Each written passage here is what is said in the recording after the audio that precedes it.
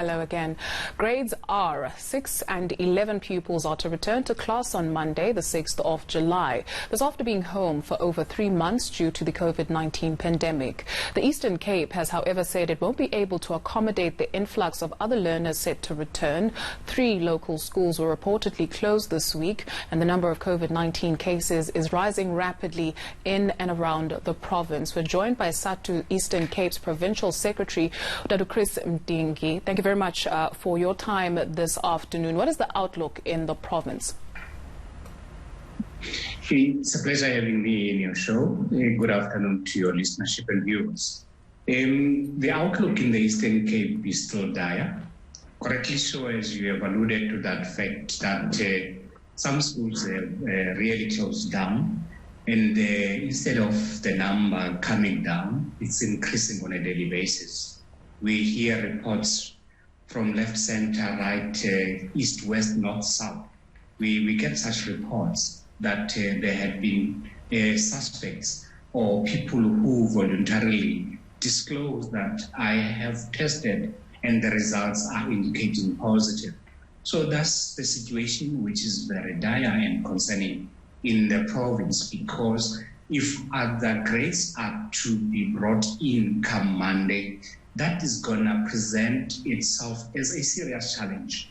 You would recall, or you may recall, that some schools since the 8th in the province couldn't open up because of the challenges that are confronting those schools, especially the deliverables that were supposed to go the way of the schools. So in essence and in a nutshell, we would characterize the situation of the Eastern Cape as a dire situation, given that the well-known fact that this is a rural province with rural schools, which were secluded in one way or the other due to the imbalances of the past, which are supposed to be redressed now.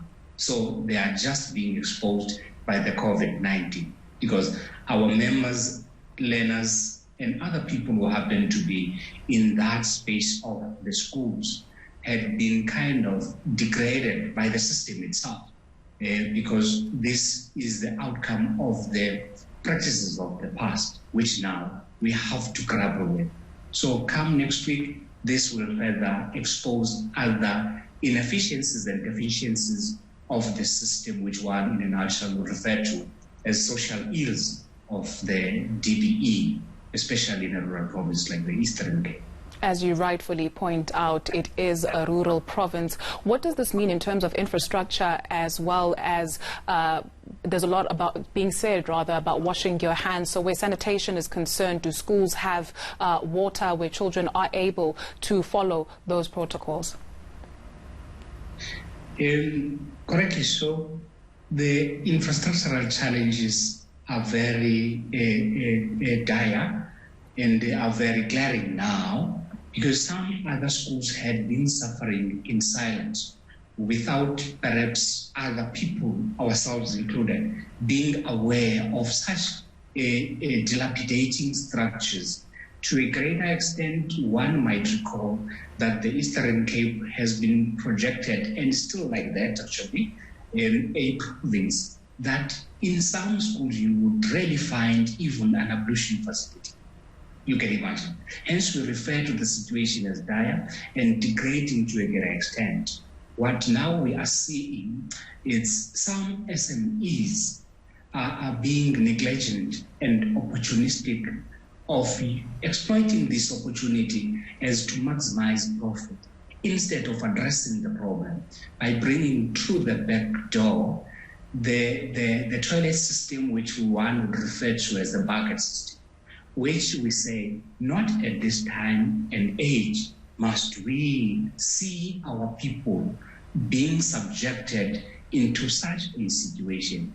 We are weary now of seeing that kind of a practice going the way of the schools. In some schools, even the brick and mortar structures you would not see, rather you would not find, because it's a prefect system.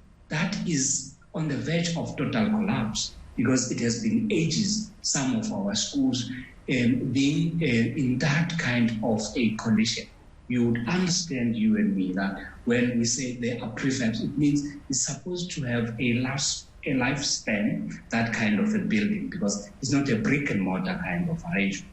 So our schools are in that predicament. And the question of social distancing really is going to catch up big time with us as the province, because our classes, if truth be told, had been carrying some to a capacity of 15, but you find in that classroom 40, 30, 35 learners. In a capacity of 20, you would find 80, 70, 60 learners inside that classroom. Even the movement of the teacher, not very easy. Not because it's the choice of that particular school, but it's because of the limited space in that school.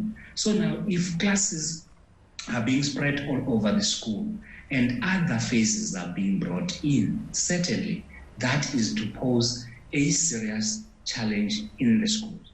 And our main worry is not them coming back to school, but is seeing some kind of negligence or denial of the possible spread and new cases of people who have been contaminated by this deadly virus increasing, other than preventing the spread. So we see some contradiction coming through now, because our understanding is that if this has to be kept, you have to delay the coming in of other grades. But as the National Executive Committee of the organization said yesterday, it agreed that we observe the situation very closely, rather we monitor it very closely, and be upfront in terms of reporting such new cases that will be as the result of phasing in other grades, which perhaps we were saying can be put on hold,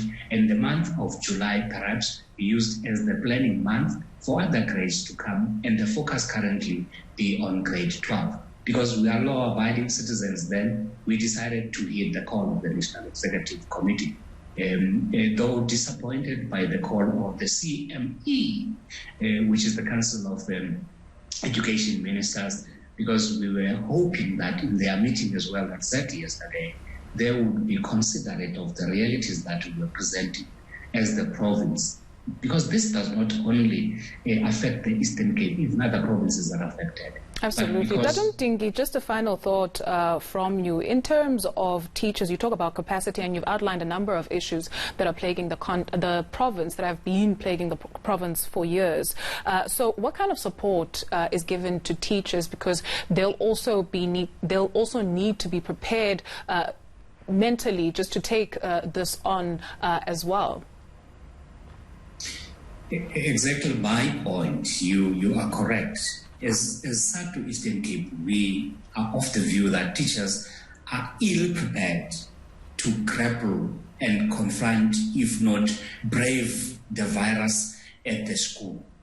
Because the kind of training that has been there has been what we time and again refer to as microwaving kind of training. You would understand properly cooking something and microwaving something. Those are two different things. And on a very serious note, they will be found wanting because of that ill-preparedness to confront the virus or the surge of the virus in schools.